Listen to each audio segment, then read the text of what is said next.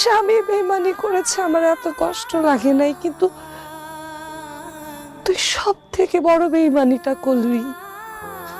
তুই আমার কাছ থেকে আমার স্বামীকে কেড়ে নিলি, আমার সংসার কেড়ে নিলি, ওকে নিঃস্ব বানিয়ে দিলি। তোরা তো আমাকে পাগল বলিস, সবাই আমাকে পাগল বলে। আমার কথা তো কেউ বিশ্বাস করবে না যদি তোদের সম্পর্কে বলি। এই দুনিয়ার মানুষের কাছে তোদের বিচার পাবো না, কিন্তু তোদের বিচার ঠিকই হবে। আমার আল্লাহ করবেন তোদের বিচার। তুই আমাকে নিঃস্ব করে দিলি না, তুই আমার আপন বোন হয়ে আমাকে একা করে দিলি না। তুই আমাকে যেভাবে একা করেছিস,